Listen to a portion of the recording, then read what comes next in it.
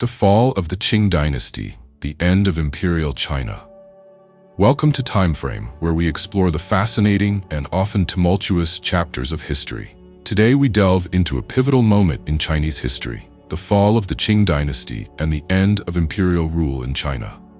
This story is not just about the decline of a dynasty, it's about the transformation of an entire nation.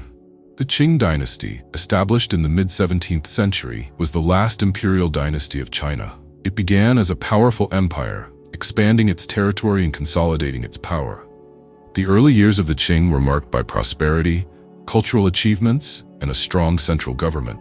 However, as the years went by, cracks began to appear in this once mighty dynasty. By the late 19th century, several factors contributed to the weakening of the Qing. Internal strife, corruption, and widespread discontent among the population created an environment ripe for change.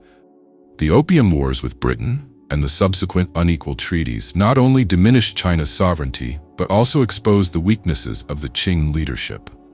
These events sparked a wave of national humiliation and resentment among the Chinese people. As the Qing struggled to maintain control, various reform movements emerged. Intellectuals and reformers sought to modernize China and adopt Western ideas. The self-strengthening movement aimed to bolster military and industrial capabilities, but it was often met with resistance from conservative factions within the government. This internal conflict made it difficult for the Qing to implement meaningful reforms. Simultaneously, the Taiping Rebellion broke out, leading to one of the deadliest conflicts in history. This massive civil war was fueled by discontent with the Qing's rule, and it further drained the empire's resources. The rebellion showcased the depth of dissatisfaction among the populace and the inability of the Qing to address their grievances. By the early 20th century, the Qing dynasty was in a state of decline. The Boxer Rebellion, which aimed to expel foreign influence, highlighted the desperation of the Qing to regain control. However, this uprising was ultimately crushed, further demonstrating the weakening grip of the dynasty. The Qing's reliance on foreign powers for military support and its inability to protect the nation only deepened the disillusionment of the Chinese people. In the midst of this turmoil, a new wave of revolutionary thought began to take hold. Inspired by ideas of democracy and nationalism, young intellectuals and reformers called for an end to imperial rule. The Revolution of 1911, also known as the Xinhai Revolution, marked a significant turning point. Fueled by widespread dissatisfaction, it led to the abdication of the last emperor Pui and the establishment of the Republic of China. This transition from imperial rule to a republic was not smooth.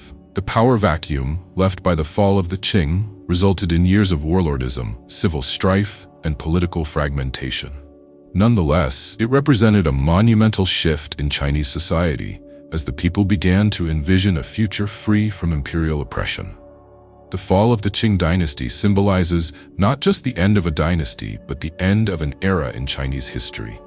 It marked the beginning of a new chapter, filled with challenges and opportunities for the Chinese people.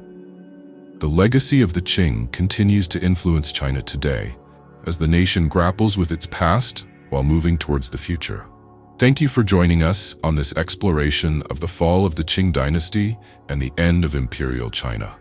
If you found this video insightful, please give us a thumbs up and subscribe to TimeFrame for more captivating historical content.